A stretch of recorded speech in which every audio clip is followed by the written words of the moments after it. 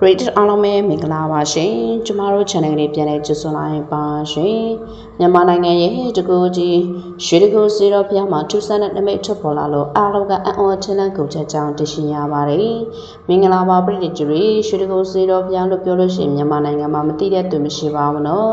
ရန်ကုန်မြို့ရဲ့အထွတ်မြတ်ချမ်းညာတင်ငင်သားတစ်ခုဖြစ်တဲ့ရွှေတကူစီတော်မြတ်ကြီးဟာမြန်မာနိုင်ငံရဲ့တမိုင်းဝင်ဖြစ်ပြီးအထင်ရှားဆုံးသောဘုရားတစ်ဆူဖြစ်ပါတယ်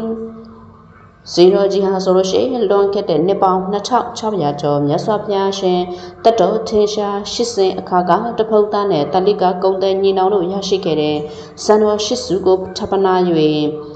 တင်ကုန်းတရကုန်းတော်ပေါ်ရင်စတင်တည်ထောင်ခဲ့ခြင်းဖြစ်ပါတယ်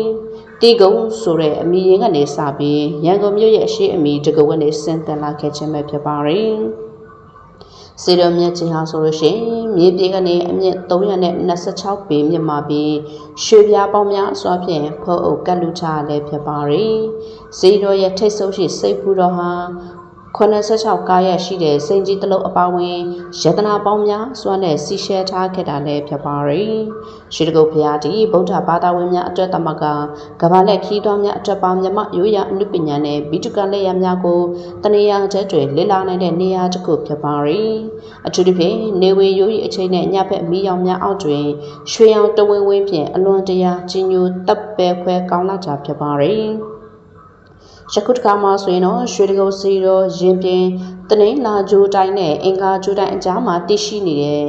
စိန်မပူတစောင်းအတွင်းမှာရှိနေတဲ့ဗဒုံပတိုင်းဖះဟာဆိုလို့ရှင်ဘေးတစ်ဖက်တစ်ချက်တွေဗဒုံရုပ်ထုထားရှိထားပြီးဗဒုံတွေဟာဗတိုင်းရွက်ကိုနေပြီးဗတိုင်းပွင့်ကိုကိုက်ချီလို့ဖះကိုပူဇော်နေတဲ့ပုံထုလှုပ်ထားတာဖြစ်ပါတယ်ဗဒုံပတိုင်းဆိုတာကြာရပရိစနေကက်ကင်ဓာတ်ရိုက်ပြီးဘွဲ့အမိပေးထားခြင်းနဲ့ဖြစ်ပါတယ်။ယခုခေတ်တွင်တည်တဲ့သူနယ်ပြီးရှေးရက်ကကလည်းအတိုက်ခိုက်ကင်းလို့သူများအထုတရဲဖူးမျောကြတဲ့ဖရားလည်းဖြစ်ပါတယ်။ဘဝတွင်အတိုက်ခိုက်ကင်းစေလို့တလို့မိမိကိုအကြောင်းမဲ့တိုက်ခိုက်သူဒုက္ခပေးနေတဲ့သူအတိုက်ခိုက်များဒုက္ခများတန်ပြန်စေလို့တော့